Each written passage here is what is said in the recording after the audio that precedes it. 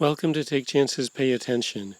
Today I want to talk to you about the current energies in September 2021. And I can't talk about the current energies right now without going into the elephant in the room. My name is Rick Aster.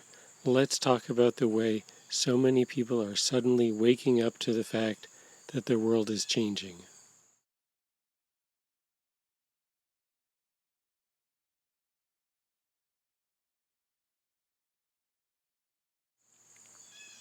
So people are waking up to the fact that the world is changing. And who are these people? I don't believe I'm talking about you, the viewer. If you're watching a current energies video on YouTube, then it's a safe bet that the thought that the world is changing is not news to you. But think of the people who, let's say, can't name a song that was written after they became adults. Or think of someone whose clothing style is stuck in a past decade. There is this way that a lot of people start to tune the world out, and really they're tuning out the passage of time when they cross some threshold into adulthood.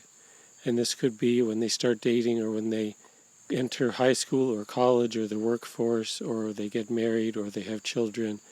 There's something that puts a different level of pressure and expectation on them, and they feel like, as far as the outside world is concerned, they're going to trust that their past knowledge of it is accurate enough, and they're going to stop looking at what's new, what's actually going on. But this is a trance, it's an illusion. It's the illusion of a steady state world. It's a trance in which time doesn't exist and the world doesn't change, but a trance like this can only stretch for so far before it breaks. And people will go through amazing changes and explain them away. There's like an earthquake, but that'll get cleaned up. A retail bankruptcy, so you can't go to that store anymore, but there are other stores. You lose your job, you go get another job that's really just another version of the same thing. Even a major illness can be treated as something that's going to get cleaned up, and you go on from there. But you get enough of these, and suddenly the next one is enough to break the trance. So I don't know what this next one would be. For someone it might be, what do you mean there's no more Sports Illustrated swimsuit issue? It can be something as silly as that, but all of a sudden they're saying, oh my God, the world has changed. And then they're going around for a few weeks or a few months looking at the world like they're seeing it for the first time, like they're 8 years old again, kind of wide-eyed, looking at what's actually there and not rushing in with a story to explain away everything that they're seeing. And so this is not limited to the changes that first got people out of the trance, but they'll start to notice everything that's changed. And this is a more powerful state for people to be in. They're suddenly in touch with time, in touch with reality, and if they follow this, they can be in touch with themselves. It doesn't take that much to go from being aware of the world to the kind of introspection that makes you self-aware. So you ask a question like, well, how could I not have known that all these changes had taken place? And if you seriously ask that question, then there's another question behind that and another question behind that, and soon you're asking, well, how do I know anything? And where did I get my information in the first place? What were my childhood programs? Who taught me to believe what I believe? And you start to understand yourself. You get into this place of power that comes from self-understanding. So that's a possibility for people. So how big of a trend is this? It's really hard to say, but there are some numbers that say it is really big. And I especially look at some of the economic numbers. There have been some surveys of people and their job satisfaction, job expectations, this kind of thing. And the number of people who expect to keep the same job in the United States over the next 6 months or the next year is the lowest it's ever been. Something like 2/3 of the people surveyed are saying that they can reasonably expect to keep their job for the next 6 months. That's about 1/3 of workers saying they're pretty sure they're not staying in the same job for more than a few more months. We've seen this big trend of people selling their homes and moving to an area where they believe it will be easier to live. And the peak of this was June, but this is still going on in a big way. And then the numbers are big in other countries too. There was a survey a couple of months ago in India where 86% of workers, if I remember the number right, said that the current stresses in the world called their own job into question. And it's similar in other countries.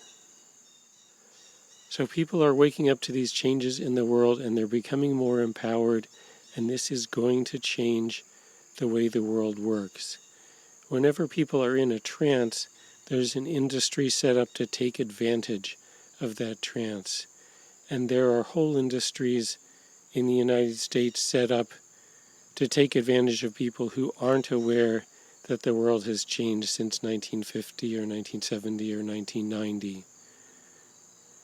And it's to sell these people things that are basically obsolete as far as the rest of the world is concerned. So necessities that really aren't necessary at all.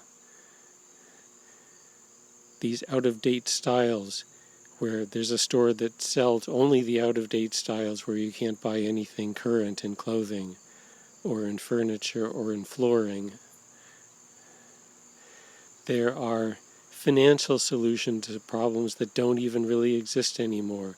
There are whole industries built up around this, and these whole industries are in trouble if people start becoming aware of what the current situation is and what they really need. For the person waking up, this is a new level of financial power. If all you do is stop throwing money after phantoms, that's a lot more money that you have. You have a lot more freedom to conduct your life because you have more financial power. And with that freedom, you have more influence over what happens to the world.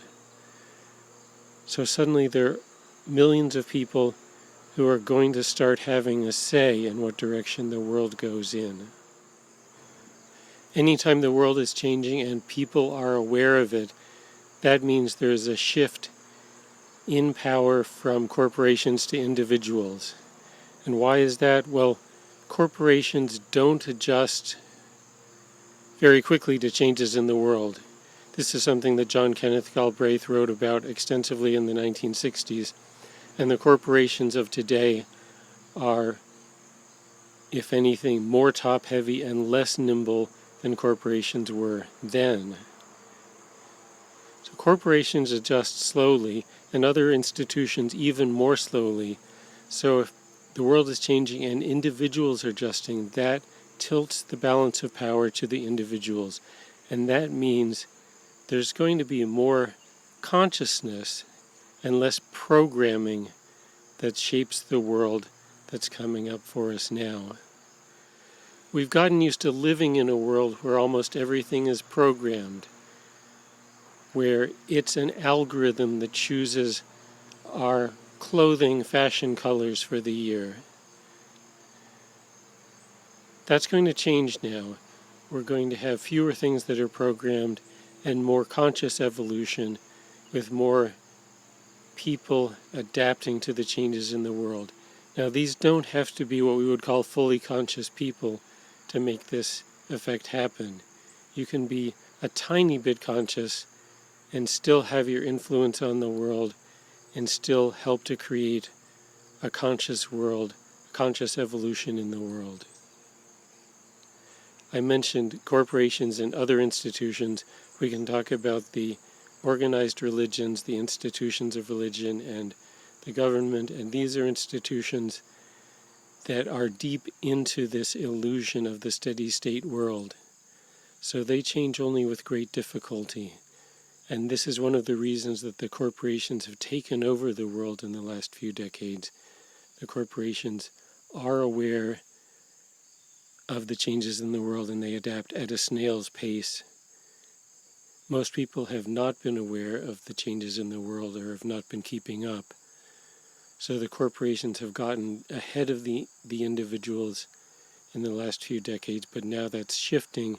It's going to be the individuals running things, the corporations rushing to keep up, and all the other institutions uncertain as to whether they can stay relevant. So the government, we may have to, as individuals, get together and redo it because it's based on this steady state illusion, and the world is not as steady, and we all know it. So what kind of changes are we going to see in the world as a result of people being a little more conscious and a little bit of tilt in power away from institutions and toward individuals? I don't know who can predict that, but we are starting to see changes, and particularly in shopping statistics. In the United States, both Amazon and UPS reported a peak in volume in May, meaning that people bought a lot of stuff in May, but since then the volume has started to decline. Now there are several ways you could spin that, and some people are going to say people are buying more things in stores, and to an extent that's true. But to an extent people are turning away from the shopping that they were programmed to do. They're holding on to their money, waiting to figure out what to do next. There is going to be this pattern of waiting and wondering. When you come out of a trance, you stop doing some of the things you were doing, and you don't necessarily know immediately what you do instead. So an example of this with food, if you stop eating meat, or you stop eating so much meat, you don't necessarily substitute some other food for the meat. You might just eat less for weeks or months until you figure it out. Now, I'm certainly not saying that the institutions are done for and that individuals are going to have all the power. Corporations especially have a way of adjusting, and they will be trying to reassert their control over the things that they feel they ought to control. It's going to be messy for a while, but we are going to see some institutions that we took for granted for a long time crumble. It's the institutions that are already on the edge and under stress that will be the first to collapse. And some of these will be ones related to fossil fuel, transportation, hospitality, probably furniture, maybe healthcare. I'm sure there are whole categories I'm not even thinking of. And when we see an institution that's been around for a lifetime suddenly disappear, you know what's going to happen then. More people are going to start to notice that the world is changing. Well, thank you for watching. My name again is Rick Aster. This is Take Chances, Pay Attention. I will be back soon with another video.